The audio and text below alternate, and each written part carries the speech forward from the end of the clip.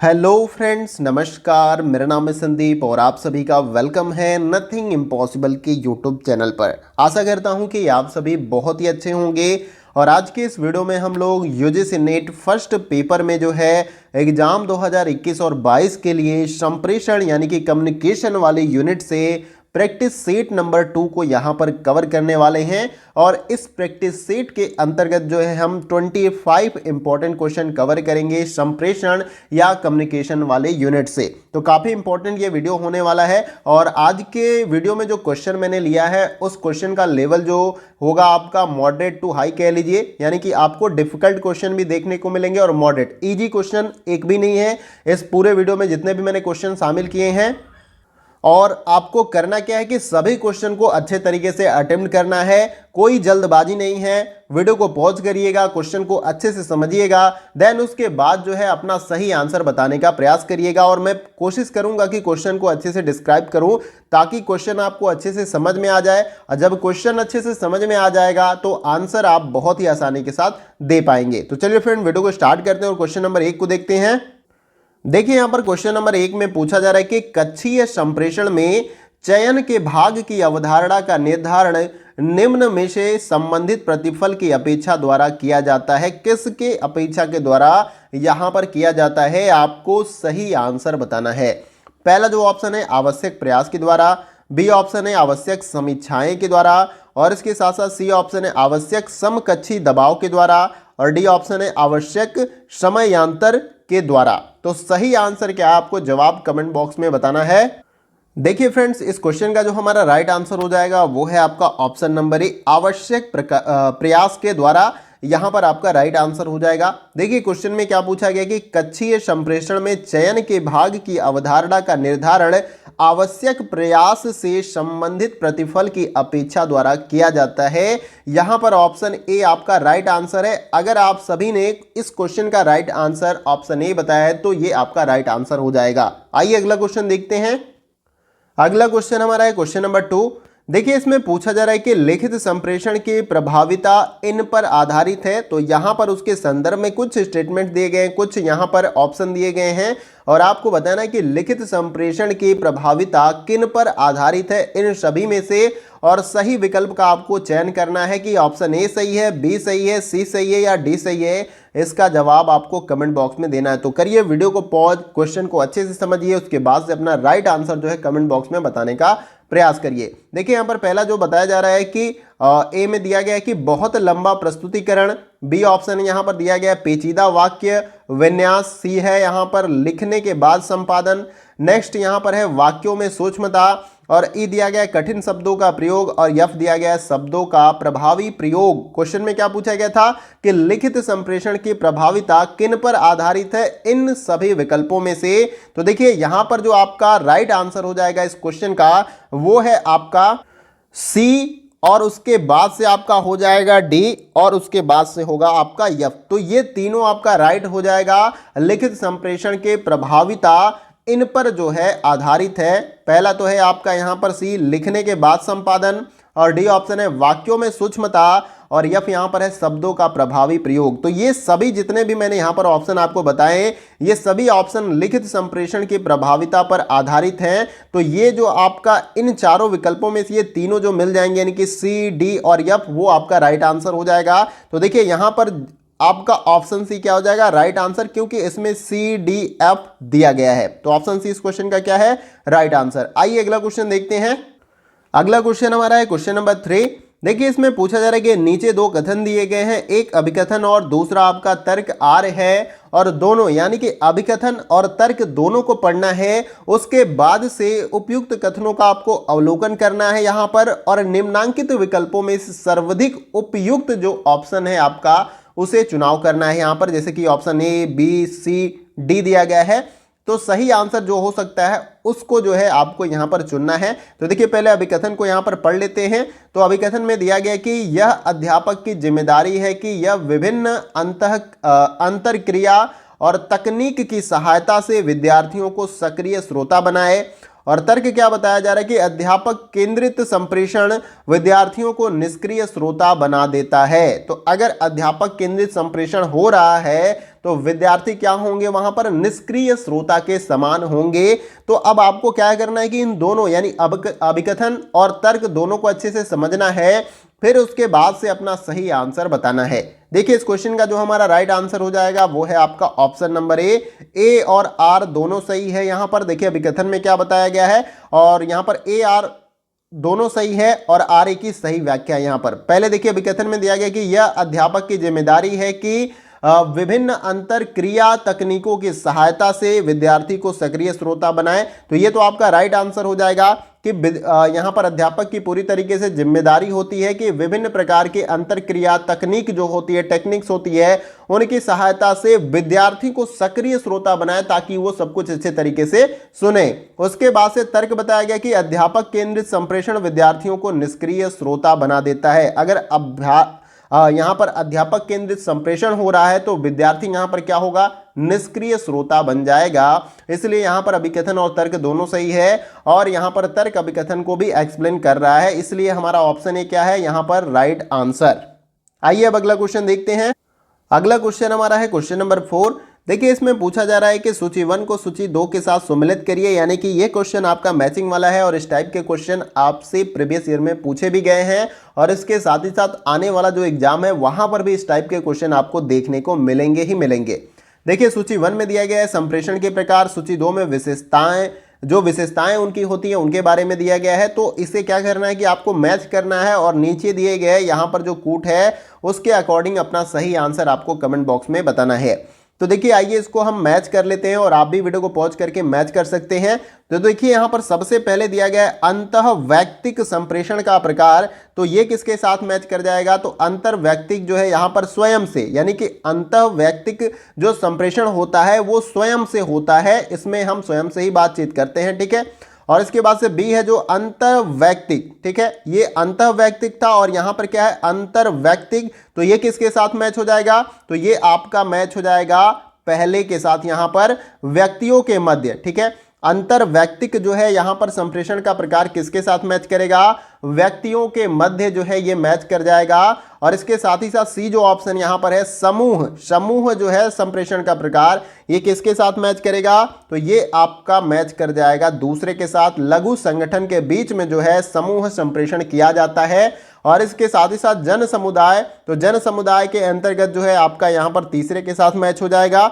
अज्ञात श्रोताओं की बड़ी संख्या में जो है जन समुदाय संप्रेषण किया जाता है। अब जब कोई आप भाषण देते हैं, कोई पॉलिटिकल लीडर्स जो है भाषण देता है, तो वहां पर जितने भी व्यक्ति उपस्थित होते हैं क्या वो उन सभी को जानते हैं, नहीं जानते हैं। इसलिए यहां पर अज्ञात श्रोताओं की बड़ी संख्या के बीच में जो संप्रेषण किया जाता है वो जन समुदाय संप्रेषण होता है, ये आपको याद रखना है। तो इस प्रकार से आपको मैच करना है और नीचे दिए गए ए, बी, सी और डी में से क्या करना था, आपको राइट आंसर बताना था। तो जैसे हमने मैच किया है उसके अकॉर्डिंग हमारा ऑप्शन नंबर डी क्या हो जाएगा यहां पर राइट आंसर। आप देखिए यहां पर ए का क्या हो जाएगा यहां पर चौथा, बी का क्या हो जाएगा पहला, सी का यहां पर क्या हो जाएगा दूसरा और डी का क्या हो जाएगा तीसरा। तो इस प्रकार से ऑप्शन डी हमारा इस क्वेश्चन का राइट आंसर है। आइए अगला क्वेश्चन देखते हैं। अगला क्वेश्चन हमारा है क्वेश्चन नंबर 5। देखिए इसमें पूछा जा रहा है कि नीचे दो कथन दिए गए, दोनों कथन को आपको अच्छे से पढ़ लेना है, उसके बाद से इन कथनों का अवलोकन करना है और उसके बाद से निम्नलिखित विकल्पों में से जो सबसे उपयुक्त कह लीजिए या सर्वाधिक सबसे अच्छा विकल्प लगता है उसका चुनाव करना है कि ऑप्शन ए सही है, बी सही है, सी सही है, डी सही है। इसका जवाब आपको कमेंट बॉक्स में यहां पर देना है कि इन चारों विकल्पों में से कौन सा राइट आंसर आपका हो जाएगा। देखिए कथन पहले में दिया गया कि कक्षागत स्थिति में व्यक्तित्व द्वंद्व प्रभावी अंतःक्रिया के लिए बाधक है। कथन दूसरे में दिया गया कि अवैयक्तिक संप्रेषण कक्षागत परिवेश में प्रायः सर्वोत्तम समाधान माना जाता है। तो अब इन दोनों कथन को आपको क्या करना है, अच्छे से समझना है, फिर उसके बाद से ही अपना सही आंसर बताना है। देखिए इस क्वेश्चन का जो हमारा राइट आंसर हो जाएगा वो है आपका ऑप्शन नंबर सी। यहां पर क्या हो जाएगा राइट आंसर। कथन पहला सही है किंतु कथन दूसरा क्या है आपका गलत हो जाएगा। यहां पर दूसरा कथन पहले में यही बताया गया कि कक्षागत स्थिति में व्यक्तित्व द्वंद्व प्रभावी अंतःक्रिया के लिए बाधक होता है। अगर व्यक्तित्व द्वंद्व प्रभावी यहां पर है तो अंतःक्रिया के लिए क्या होगा, बाधक होगा। तो ये तो आपका राइट है, लेकिन यहां पर कथन दूसरे में बताया गया कि अवैयक्तिक संप्रेषण कक्षागत परिवेश में प्रायः सर्वोत्तम समाधान माना जाता है, जबकि ऐसा नहीं है। अवैयक्तिक संप्रेषण कक्षागत परिवेश में प्रायः सर्वोत्तम समाधान नहीं माना जाता है, जबकि यहां पर माना जाता है दिया, इसलिए ये क्या है, गलत है। इसलिए हमारा ऑप्शन सी क्या हो जाएगा, राइट आंसर। आइए अगला क्वेश्चन देखते हैं। अगला क्वेश्चन हमारा है क्वेश्चन नंबर 6। देखिए इसमें पूछा जा रहा है कि जब संप्रेषण कक्षागत शिक्षण के उद्देश्यों को पूरा कर देता है तो यह क्या होता है इन चारों विकल्पों में से।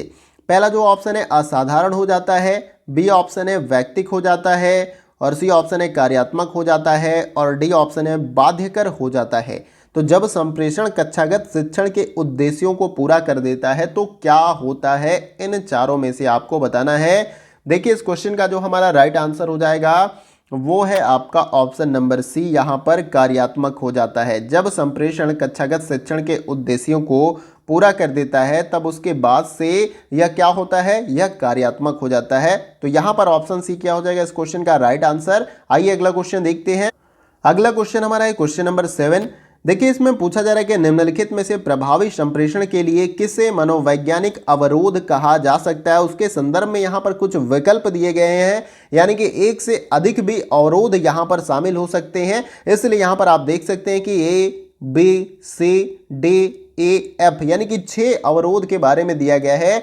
तो कौन कौन सा विकल्प यहाँ पर प्रभावी संप्रेषण के लिए मनोवैज्ञानिक अवरोध कहा जा सकता है, और सही विकल्प का चयन करना है, यानी कि ऑप्शन ए सही है, बी सही है, सी सही है, डी सही है। इसका जवाब आपको कमेंट बॉक्स में देना है। देखिए इस क्वेश्चन का जो हमारा राइट आंसर हो जाएगा वो है आपका ऑप्शन नंबर बी, यहां पर क्या हो जाएगा, राइट आंसर। ठीक है, बी और सी, उसके बाद से डी आपका राइट आंसर हो जाएगा। ये तीनों जो है प्रभावी संप्रेषण के लिए मनोवैज्ञानिक अवरोध जो है हम इनको कह सकते हैं। जैसे आपका यहां पर पहला है, देखिए यहां पर दिया गया है कि अन्य मानसिकता, और फिर इसके बाद से सी यहां पर है लिखित शब्दों पर अधिक भरोसा करना, और उसके बाद से आपका यहां पर डी हो जाएगा जो कि सीमित प्रतिधारण।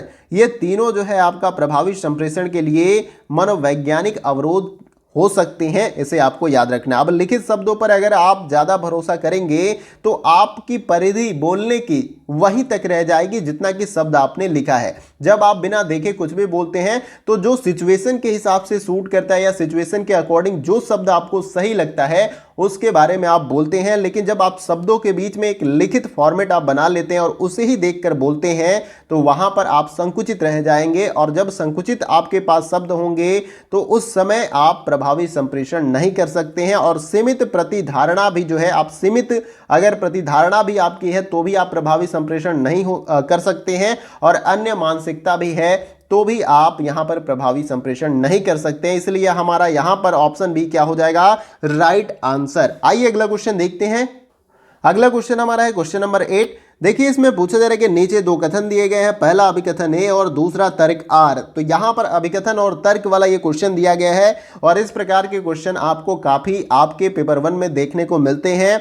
बस इसी यूनिट से नहीं, यानी कि संप्रेषण या कम्युनिकेशन वाले यूनिट से नहीं, आपको शोध अभिवृत्ति, शिक्षण अभिवृत्ति, इस टाइप के जो आपके यूनिट अलग अलग हैं उन अलग अलग यूनिट से आपको अभिकथन और तर्क वाले क्वेश्चन देखने को मिलेंगे। तो देखिए यहां पर अभिकथन में दिया गया कि संप्रेषण में मानवीय पक्ष विद्यार्थियों को सहभागी बनाता है। तर्क क्या बताया गया है कि प्रौद्योगिकी संचालित कक्षीय परिवेश में अध्यापक की संप्रेषणात्मक भूमिका द्वितीयक होती है। अब करना क्या है कि उपर्युक्त कथनों का आपको अवलोकन करना है, यानी कि समझना है, और निम्नांकित विकल्पों में से सर्वाधिक उपयुक्त जो उत्तर है उसका चुनाव करना है। यानी कि ऑप्शन ए सही है, बी सही है, सी सही है, डी सही है। इसका जवाब आपको यहां पर कमेंट बॉक्स में जो है लिख कर बताना है। देखिए इस क्वेश्चन का जो हमारा राइट आंसर हो जाएगा वो है आपका ऑप्शन नंबर सी, यहां पर क्या हो जाएगा, राइट आंसर।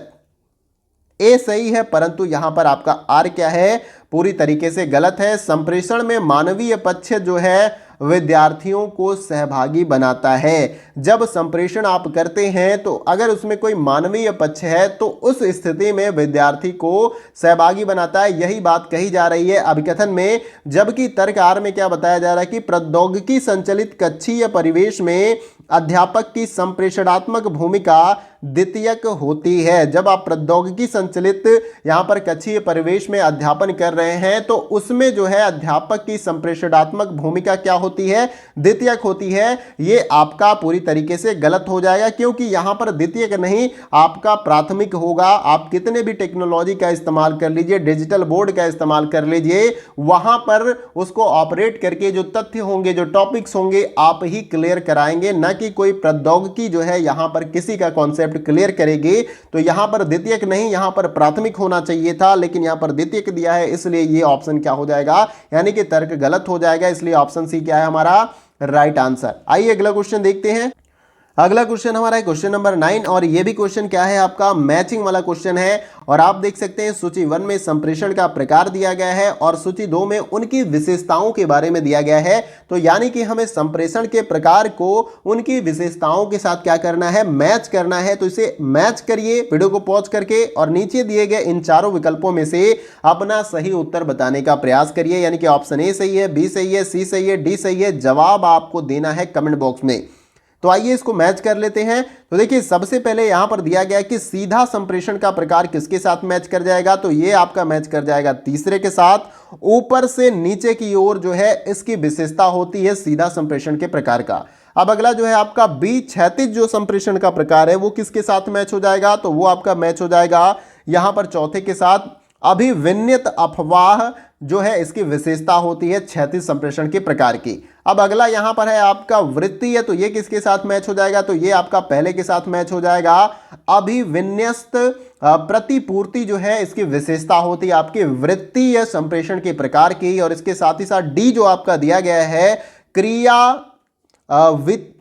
व्यतिपरक जो है संप्रेषण का प्रकार, वो दूसरे के साथ मैच हो जाएगा। अंतर्वैयक्तिक इसकी विशेषता होती है। तो अब करना क्या है कि आपने इस प्रकार से इसे मैच कर लिया, और देन उसके बाद से नीचे दिए गए इन चारों विकल्पों में से आपको देखना है कि जैसे आपने मैच किया उसके अकॉर्डिंग कौन सा विकल्प सबसे परफेक्ट लगता है। तो जैसे हमने मैच किया उसके अकॉर्डिंग हमारा यहां पर ऑप्शन सी क्या हो जाएगा, राइट आंसर। आप देखिए पहले का यहां पर दिया गया है, ये आपका पहला है, टाइप मिस्टेक है, ठीक है। पहला सीधा जो है वो आपका यहां पर तीसरे के साथ मैच हो गया है। दूसरा देखिए क्षैतिज, वो आपका चौथे के साथ यहां पर मैच हुआ है। और यहां पर तीसरा यानी कि सी देखिए वो पहले के साथ मैच है। और उसके बाद से डी कहां पर है, देखिए दूसरे के साथ मैच है। इसलिए हमारा ऑप्शन सी इस क्वेश्चन का क्या हो जाएगा, राइट आंसर। अगर आपने भी सी ऑप्शन बताया है तो आपका भी राइट आंसर है। आइए अगला क्वेश्चन देखते हैं। अगला क्वेश्चन हमारा है क्वेश्चन नंबर 10। देखिए इसमें पूछा जा रहा है कि नीचे दो कथन दिए गए हैं और दोनों कथन को हमें अच्छे से बहुत ही इत्मीनान से पढ़ना है, तभी आप सही आंसर दे पाएंगे। जब भी आपको अभिकथन और तर्क वाला या कथन यानी कि दो दो कथन दे दिए जाएं तो उस प्रकार के प्रश्नों को आपको अच्छे से पढ़ना चाहिए।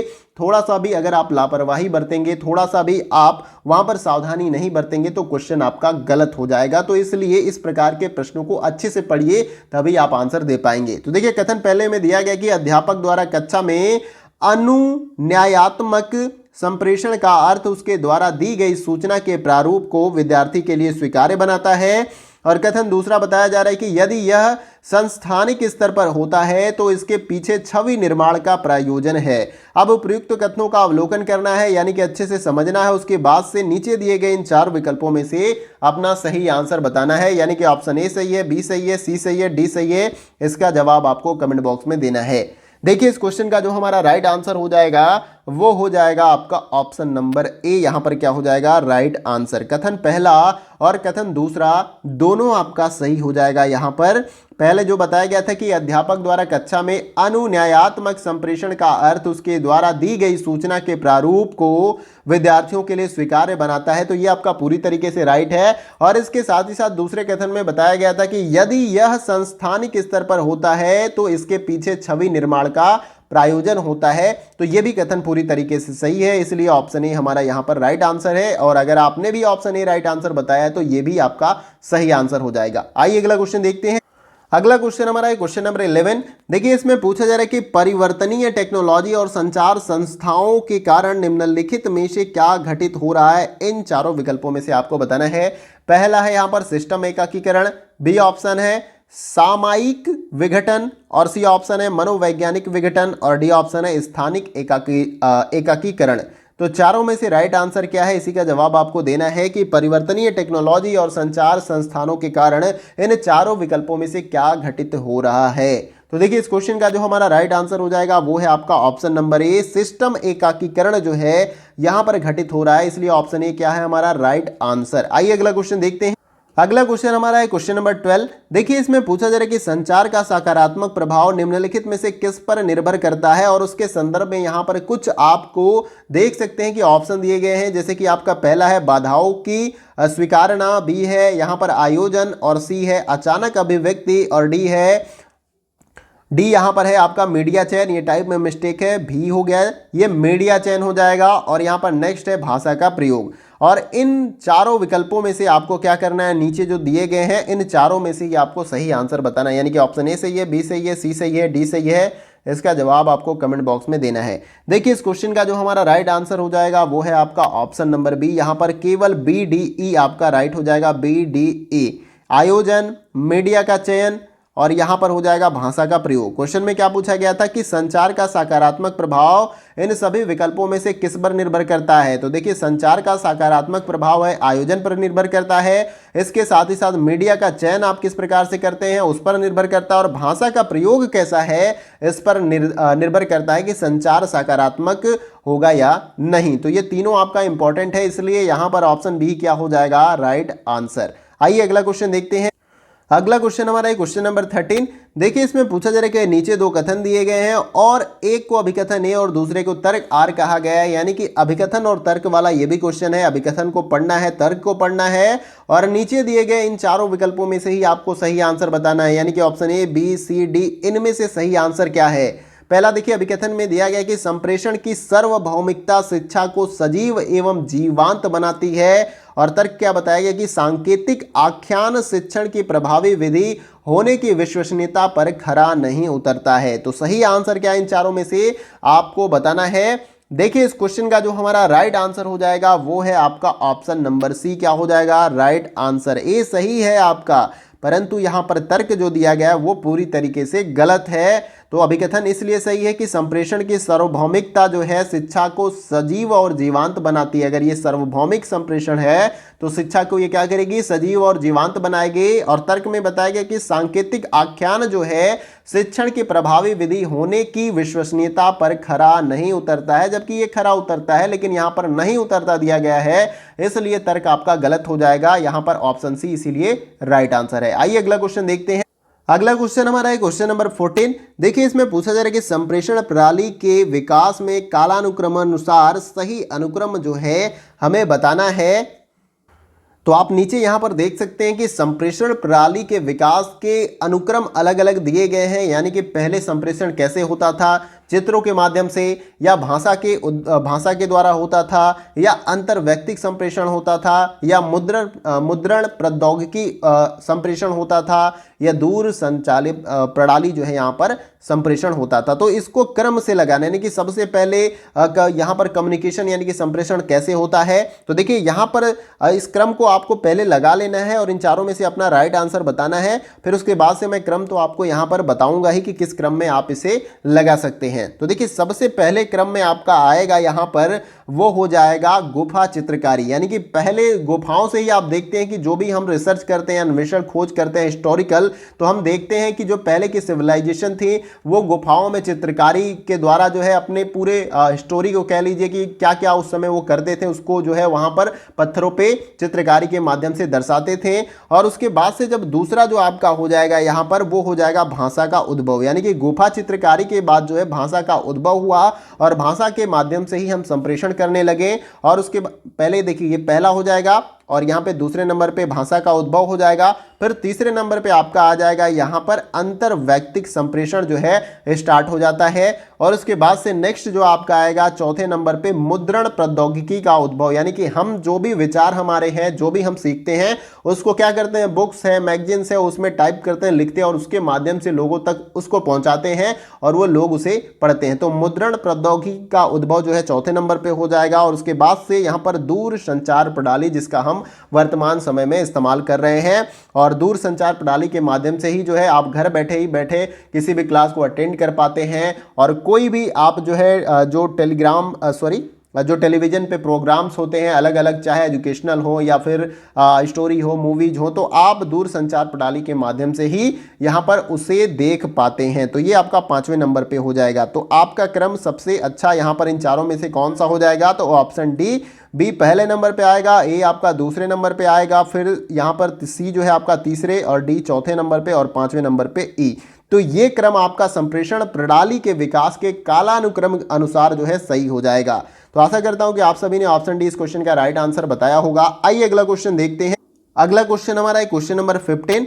देखिए ये भी क्वेश्चन आपका मैचिंग वाला क्वेश्चन है। सूची 1 में उदाहरण दिया गया है, सूची 2 में संचार के या संप्रेषण के प्रकार जो है यहाँ पर दिया गया है, यानी कि संचार का प्रकार जो है उसका उदाहरण क्या है, उसी के साथ आपको क्या करना है, मैच करना है, और नीचे दिए गए इन चारों विकल्पों में से ही आपको सही आंसर क्या है बताने का प्रयास करना है। तो वीडियो को पॉज करिए, इसे मैच करिए, उसके बाद से राइट आंसर बताइए। आइए हम इसको मैच कर लेते हैं।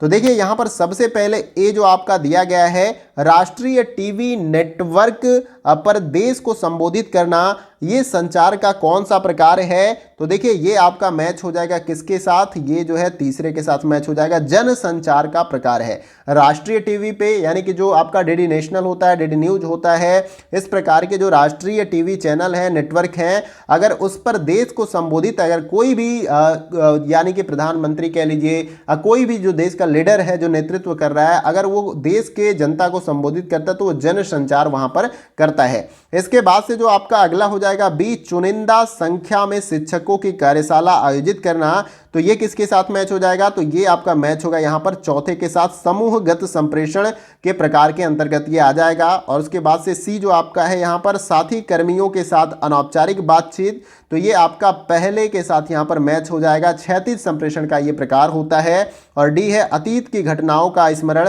तो यह जो है आपका यहां पर दूसरे के साथ मैच हो जाएगा, अंतः वैयक्तिक संप्रेषण का प्रकार होता है। तो ऐसे मैच करना है और नीचे दिए गए इन चारों विकल्पों में से जैसे आपने मैच किया उसके अकॉर्डिंग सही आंसर बताना है। तो जैसे हमने मैच किया उसके अकॉर्डिंग हमारा ऑप्शन सी क्या है, राइट आंसर। आइए अगला क्वेश्चन देखते हैं।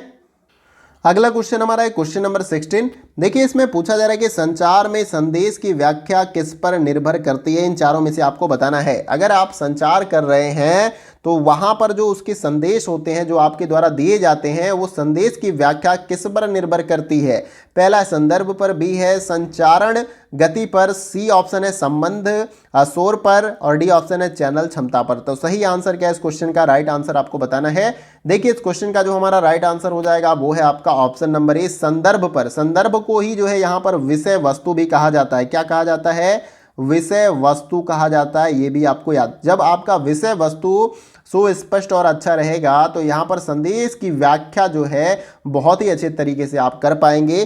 तो आपका यहाँ पर संचार में संदेश की व्याख्या किस पर निर्भर करता है? संदर्भ पर, यानी कि विषय वस्तु पर। ये आपको याद रखना है। आइए अगला क्वेश्चन देखते हैं। अगला क्वेश्चन हमारा है क्वेश्चन नंबर 17। देखिए इसमें पूछा जा रहा है कि निम्नलिखित कारकों में से कौन से संचार के लिए महत्वपूर्ण है। उसके संदर्भ में यहाँ पर कुछ विकल्प दिए गए हैं। जैसे पहला है अपभाषा, और नेक्स्ट है द्वेषी अभिवृत्ति, फिर सी है संरचना, और डी यहाँ पर दिया गया प्राथमिक लेपन, और नेक्स्ट है तात्कालिकता। तो अब इनको आपको अच्छे से समझना है और फिर उसके बाद से नीचे दिए गए विकल्पों में से यानी कि option A, B, C, D में से राइट आंसर क्या है उसे आपको बताना है। देखिए इस क्वेश्चन का जो हमारा राइट आंसर हो जाएगा वो आपका सबसे पहले यहाँ पर हो जाएगा सी। ठीक है, सी आपका संरचना, और उसके बाद से हो जाएगा डी प्राथमिक लेपन, और उसके बाद से ये हो जाएगा तात्कालिकता। क्वेश्चन में यही पूछा गया कि इन सभी विकल्पों में से या इन सभी कारकों में से कौन से संचार के लिए महत्वपूर्ण है। तो प्राथमिक लेपन जो है महत्वपूर्ण है, संरचना महत्वपूर्ण है, और तात्कालिकता महत्वपूर्ण है इन सभी विकल्पों में से। इसलिए हमारा यहाँ पर जो आपका राइट आंसर हो जाएगा वो है आपका ऑप्शन नंबर डी। यहाँ पर सी, डी, ई आपका क्या हो जाएगा, राइट आंसर। आइए अगला क्वेश्चन देखते हैं।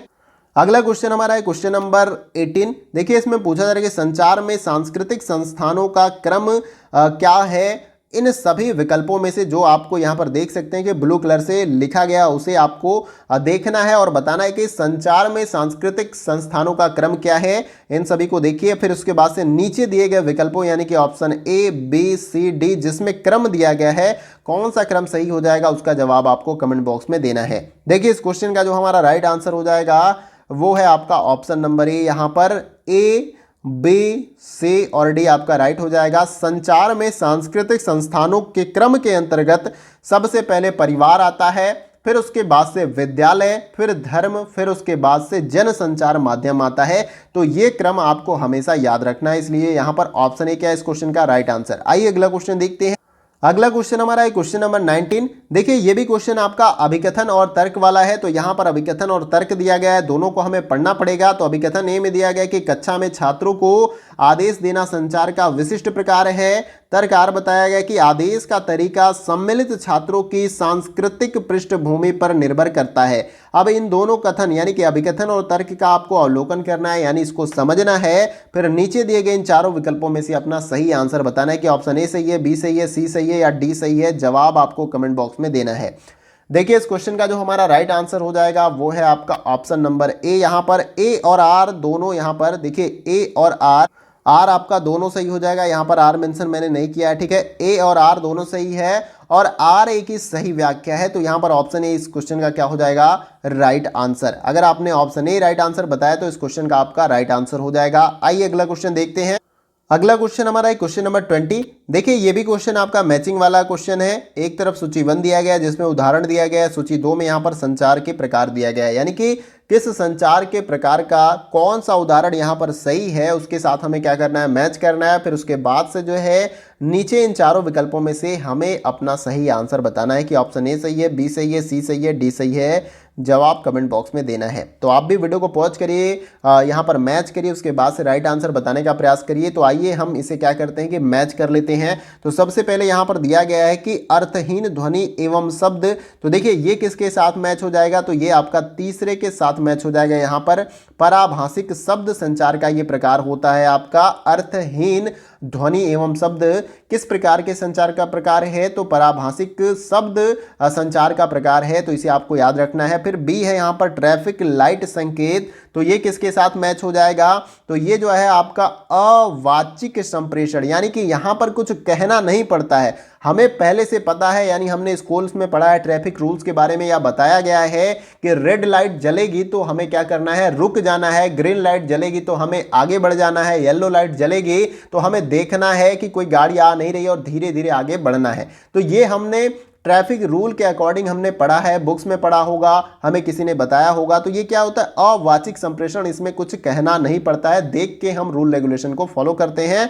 और सी देखिए यहाँ पर मैच हो जाएगा किसके साथ, तो ये आपका मैच हो जाएगा पहले के साथ। यहाँ पर बहुअर्थकता, अलग अर्थ देने वाला, ये जो है बहुअर्थकता संचार का प्रकार है। और डी यहाँ पर है शुभकामनाओं का आदान प्रदान करते दो व्यक्ति। तो ये जो है द्विकीय, यानी दो व्यक्तियों के बीच में जो है यहाँ पर संप्रेषण हो रहा है, तो इसलिए ये आपका द्विकीय संप्रेषण का प्रकार है, इसे आपको याद रखना है। तो जैसे आपने मैच किया उसके अकॉर्डिंग जो आपका राइट आंसर हो जाएगा वो है आपका ऑप्शन नंबर सी। यहाँ पर आप देख सकते हैं पहले का तीसरा, और बी का आपका क्या है, बी का चौथा है, और सी का क्या है आपका, सी का आपका पहला है, और डी का क्या है दूसरा। तो इसलिए ऑप्शन सी क्या है यहाँ पर राइट आंसर। आइए अगला क्वेश्चन देखते हैं। अगला क्वेश्चन हमारा है क्वेश्चन नंबर 21। देखिए इसमें पूछा जा रहा है कि श्रोताओं द्वारा अवश्रवण किसकी ओर ले जाता है, इन चारों विकल्पों में से इसकी ओर लिखा गया है, लेकिन किसकी ओर ले जाता है यह पूछा जा रहा है क्वेश्चन में। पहला है वक्ता को महत्व देना, बी ऑप्शन है अटपटी परिकल्पना, सी ऑप्शन है अयथार्थ अनुमति, और उसके बाद से यहाँ पर है वक्ता का निरादर। तो सही आंसर क्या है इस क्वेश्चन का, वही है आपको कमेंट बॉक्स में बताना। देखिए इस क्वेश्चन का जो हमारा राइट आंसर हो जाएगा वो है आपका ऑप्शन नंबर सी अयथार्थ। यहाँ पर आपका अनुमिति जो है राइट आंसर हो जाएगा इस क्वेश्चन का।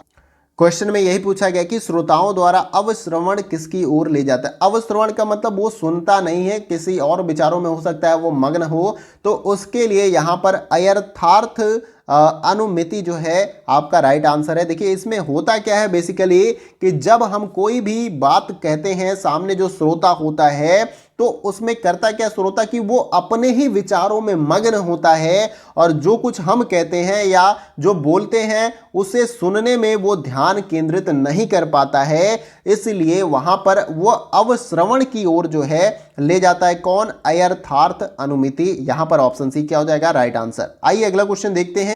अगला क्वेश्चन हमारा है क्वेश्चन नंबर 22। देखिए इसमें ये भी मैचिंग वाला क्वेश्चन है। सूची 1 में लेखक के बारे में दिया गया, सूची 2 में संचार की अवधारणा।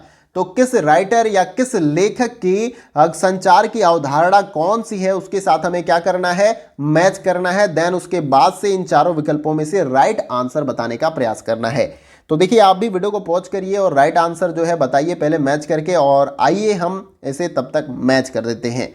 देखिए पहले जो यहाँ पर दिया गया अरस्तु, वो किसके साथ मैच हो जाएगा, तो देखिए ये मैच होगा आपका तीसरे के साथ। यहाँ पर वक्ता केंद्रित संचार की अवधारणा यहाँ पर अरस्तु की है। फिर उसके बाद से बी जो है आपका सेनन और वेवर, तो देखिए इसका जो मैच कर जाएगा आपका ऊपर से नीचे रेखीय संचार की अवधारणा इनकी है। और फिर सी जो है विल्वर सैरम, ठीक है, ये इस प्रकार से है सैरम, ठीक है, यहां पर टाइप में मिस्टेक है, विल्वर सैरम। तो ये जो है मैच कर जाएगा आपका किसके साथ, ये मैच कर जाएगा वृत्तीय संचार के साथ। ये वृत्तीय संचार की अवधारणा इनकी है। और फिर है डेविड बार्लो, ठीक है, इनका जो मैच हो जाएगा वो मैच करेगा किसके साथ, वो मैच कर जाएगा आपका ऊपर सबसे जो है पहले नंबर पे यहां पर SMCR प्रेषक संदेश चैनल और प्राप्तकर्ता प्रारूप जो है संचार की अवधारणा के साथ यहां पर जो है ये पूरी तरीके से मैच कर जाएगा। अब यहां पर एक बात याद कर लीजिएगा कि ये जो SM फिर उसके बाद से CR दिया गया है, इसका फुल फॉर्म क्या होता है, तो ये भी काफ़ी इंपॉर्टेंट है। तो देखिए S से होता है आपका सेंडर, यानी कि जिसके द्वारा इंफॉर्मेशन या जो भी है प्रेषित किया जाता है, प्रेषक बोल सकते हैं इसको। और M का मतलब मैसेज होता है। और उसके बाद से जो आपका यहाँ पर C है वो चैनल हो जाएगा, और R का मतलब रिसीवर हो जाएगा, यानी कि प्रेषक के द्वारा किसी यहाँ पर मैसेज जो है चैनल के माध्यम से रिसीवर तक पहुंचाया गया। तो ये आपका फुल फॉर्म होता है SMCR का, इसे आपको याद रखना है। और देखिए जैसे हमने मैच किया उसके अकॉर्डिंग जो हमारा राइट आंसर हो जाएगा वो है आपका ऑप्शन नंबर C। तो अगर आपने ऑप्शन C राइट आंसर बताया तो ये आपका राइट आंसर हो जाएगा। आइए अगला क्वेश्चन देखते हैं। अगला क्वेश्चन हमारा है क्वेश्चन नंबर 23। देखिए इसमें पूछा जा रहा है कि शैक्षणिक प्रसारण चैनलों को चुनने वाले निम्नलिखित देशों के कालानुक्रम को चिन्हित कीजिए। देखिए यहां पर दिया गया ग्रेट ब्रिटेन और यूनाइटेड स्टेट, उसके बाद से ऑस्ट्रेलिया, भारत और कनाडा। क्वेश्चन को समझिए कि शैक्षणिक प्रसारण चैनलों को चुनने वाले इन सभी विकल्पों में से या इन सभी देशों के कालानुक्रम को अच्छे से चिन्हित करिए, यानी कि एक तरह से क्रम में आपको लगाना है। नीचे दिए गए विकल्पों में से आपको सही आंसर बताना है कि ऑप्शन ए सही है, बी सही है, सी सही है या डी सही है। देखिए यहाँ पर इसको हम मैच कर क्रम से लगा ले रहे हैं, और आप भी इसे क्रम से लगाकर इसका सही जवाब कमेंट बॉक्स में बताइएगा। देखिए सबसे पहले आपका यहाँ पर हो जाएगा वो है आपका यूनाइटेड स्टेट। कौन होगा, यूनाइटेड स्टेट। देखिए यहाँ पर पहला मैंने आपको क्या बताया था, यूनाइटेड स्टेट में जो है सबसे पहले जो है यहाँ पर शैक्षणिक प्रसारण चैनल की शुरुआत की गई थी। कब की गई थी, 1952 में। याद रखना है कब की गई थी, 1952 में। फिर दूसरे नंबर पे आपका क्या हो जाएगा, दूसरे नंबर पे आपका ग्रेट ब्रिटेन हो जाएगा। देखिए यहाँ पर जो है BBC स्कूल नाम का जो है शैक्षणिक प्रसारण चैनल की शुरुआत कब की गई थी, 1957 में। इसके साथ ही साथ जो अगला आपका आ जाएगा तीसरे नंबर पे वो हो जाएगा कनाडा। कनाडा में जो है यहाँ पर 1996 में जो है, सॉरी 1996 नहीं, 1972 आपका हो जाएगा। तो 1972 में द लर्निंग चैनल नाम से जो है शैक्षणिक प्रसारण चैनल की शुरुआत हुई थी। फिर उसके बाद से अगला आपका हो जाएगा ऑस्ट्रेलिया। तो ऑस्ट्रेलिया में जो है 1996 में आपका हो जाएगा, यहाँ पर शैक्षणिक प्रसारण चैनल की शुरुआत की गई थी। उसका क्या नाम था, हॉरिजॉन लर्निंग चैनल जो है उसका नाम था। और इसके साथ ही साथ भारत में बात करें तो भारत में 2000 से 2001 में जो है, यानी 5वें नंबर पे भारत को कर दीजिए, 2000 से लेके 2001 में यहाँ पर जो है शैक्षणिक प्रसारण चैनल की शुरुआत हुई थी। और उस चैनल का नाम क्या था, ज्ञानवाणी। इसे आपको याद रखना है। तो ये क्रम आपको याद रखना है। सबसे पहले कहाँ पर, यूनाइटेड स्टेट में। उसके बाद से क्या हुआ यहाँ पर शैक्षणिक चैनल में, वो है आपका ग्रेट ब्रिटेन में। यहाँ पर BBC स्कूल नाम से ये शैक्षणिक चैनल की शुरुआत हुई। फिर अगला है 1972 में द लर्निंग चैनल जो है कनाडा में स्टार्ट किया गया। और इसके बाद से 1996 में हॉरिजॉन लर्निंग चैनल जो है ऑस्ट्रेलिया में स्टार्ट हुआ। और भारत में 2000 से 2001 के बीच में ज्ञानवाणी जो है शैक्षणिक चैनल यहां पर चालू किया गया। तो ये क्रम आपको याद रखना है, काफी इंपॉर्टेंट है। देखिए डिटेल से ऐसे ही बताने में काफ़ी समय लगता है, इसलिए वीडियो बहुत लंबा हो जाता है। इसलिए मैं प्रयास करता हूं कि पहले आपको प्रैक्टिस सेट बहुत ही जरूरी है एग्जाम से पहले, इसलिए मैं प्रैक्टिस सेट करा रहा हूं। ऐसा नहीं कि मैं एक्सप्लेन नहीं करना चाहता हूं। आप देखिएगा, मैं जो भी प्रीवियस ईयर का क्वेश्चन सॉल्व कराया हूं वहां पर बहुत ही अच्छे तरीके से एक्सप्लेन करने का मैंने प्रयास किया है। तो ऐसा नहीं कि जब एक्सप्लेन हम करते हैं तो वीडियो लंबा होता है, तो मैं क्वेश्चन कम रखता हूं और सभी क्वेश्चन को डिटेल में एक्सप्लेन करने का प्रयास करता हूं। तो आइए अब अगले क्वेश्चन को देखते हैं।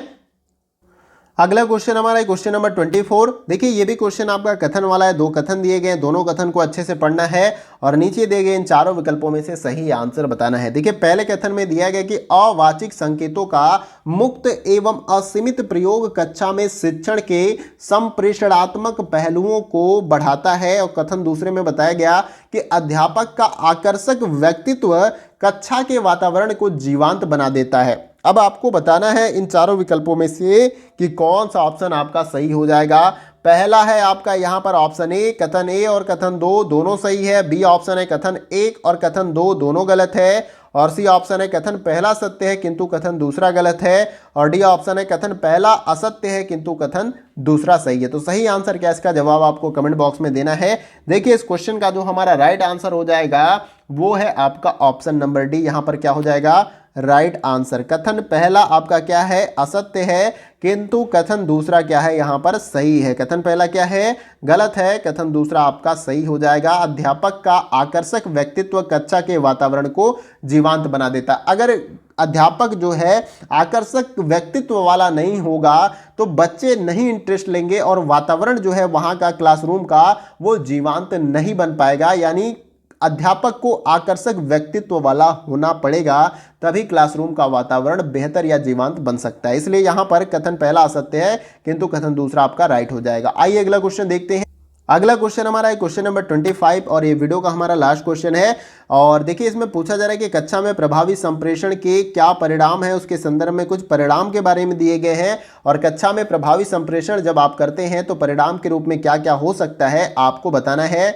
और नीचे दिए गए विकल्पों यानी ऑप्शन ए बी सी में से ही और डी में से राइट आंसर आपको बताना है। देखिए पहले दिया गया छात्रों से अध्यापक की बढ़ी हुई अपेक्षाएं, बी है अधिगम संतुष्टि अनुसरण के रूप में, और सी है अध्यापक के लिए बढ़े हुए प्रोन्नति के अवसर, और डी है लक्ष्यों की प्राप्ति के लिए छात्रों को सक्षम बनाना, और ई है सकारात्मक अधिगम प्रतिफल। तो इन सभी परिणामों में से प्रभावी संप्रेषण के परिणाम कौन से हैं क्लासरूम में, वही आपको बताना है। देखिए इस क्वेश्चन का जो हमारा राइट आंसर हो जाएगा वो है आपका ऑप्शन नंबर डी। यहां पर बी और डी और ई आपका राइट हो जाएगा। अधिगम संतुष्टि अनुसरण के रूप में जो है ये प्रभावी संप्रेषण का परिणाम होता है। अधिगम मतलब बच्चों ने किया तो आपको संतुष्टि मिलेगी कि आखिर जो हमने पढ़ाया वो बच्चों ने सीख लिया। फिर उसके बाद से डी है लक्ष्यों की प्राप्ति के लिए छात्रों को सक्षम बनाना, ये भी प्रभावी संप्रेषण का परिणाम होता है क्लासरूम में।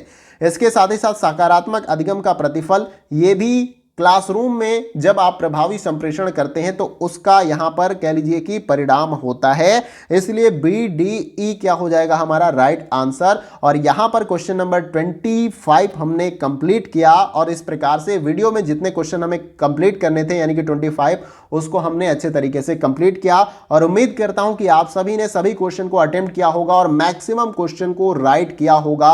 ताकि देखिए आज के क्वेश्चन का लेवल आप जरूर कमेंट बॉक्स में बताइएगा कि क्वेश्चन का लेवल कैसा रहा। इस टाइप के क्वेश्चन एग्जाम में देखिए कई सारे क्वेश्चन भी थे जो प्रीवियस ईयर में 2020 में ऑलरेडी पूछे गए थे और इसी टाइप के क्वेश्चन जैसे कि मैंने पार्ट 1 में आपको कराया था उस प्रकार के प्रश्न 2 आपसे पूछ लिए जाएंगे और 3 क्वेश्चन जो है कथन या कारण वाले या इस प्रकार से कुछ स्टेटमेंट्स दे दिए जाएंगे। उसमें कुछ स्टेटमेंट्स राइट होंगे और आपको सही आंसर बताना होता है और मैचिंग वाले क्वेश्चन, ये 3-4 टाइप के क्वेश्चन जो है डिफिकल्टी लेवल में दिया जाता है। और इसकी आपने मैक्सिमम प्रैक्टिस कर ली तो यहां से भी क्वेश्चन कोई नहीं छूटेगा और यहां पर क्वेश्चन आप बना लेंगे। तो कमेंट बॉक्स में जरूर बताइएगा कि क्वेश्चन का लेवल कैसा रहा और किसी क्वेश्चन को लेकर अगर आपको डाउट होता है तो उसके बारे में भी बताइएगा। किसी और टॉपिक पर वीडियो चाहिए तो उसके बारे में भी आप बता सकते हैं। और वीडियो अच्छा लगे तो वीडियो को लाइक करिएगा क्योंकि वीडियो बनाने में काफी एफर्ट लगता है क्वेश्चन को टाइप करना फिर इस प्रकार से आपको कंप्लीट कराना। तो एक लाइक कर दीजिए, उसका कोई चार्ज नहीं होता। लाइक से क्या होता है कि मोटिवेशन मिलता है कि आप हमारी वीडियो को अप्रिशिएट कर रहे हैं, आपके लिए हेल्पफुल है और इससे पता चलता है कि आप लाइक कर रहे हैं। ठीक है, फिर इसके बाद से आप शेयर कर दीजिए मैक्सिमम दोस्तों के साथ इस वीडियो को, क्योंकि अगर लगता है कि वीडियो बहुत ही रेलिवेंट है, इंपॉर्टेंट है, दूसरों का भला हो सकता है तो दूसरों को शेयर करिए क्योंकि जो कुछ भी हम प्रोवाइड करते हैं सब कुछ फ्री ऑफ कॉस्ट होता है। उसका कोई भी चार्ज नहीं लगता। तो आपका भला हो रहा है तो दूसरों को शेयर करिए, उनको भी फायदा मिले। चैनल पर नए हैं तो चैनल को सब्सक्राइब करिए, उसके बगल में जो बेल आइकन का बटन होता है उससे प्रेस करिए। उसके बाद से यहाँ पर घंटी के, जब आप सब्सक्राइब करते हैं तो उसके बाद से जो घंटी का सिंबल आपको मिलता है उसे क्या करना है, दबा लेना है, तभी वीडियो की नोटिफिकेशन आपको मिल पाएगी, अन्यथा वीडियो की नोटिफिकेशन आपको नहीं मिल पाएगी। तो फ्रेंड्स, आज के वीडियो में बस इतना ही, फिर मिलते हैं अगले वीडियो में कुछ और महत्वपूर्ण प्रश्नों के साथ। तब तक के लिए जय हिंद, जय भारत।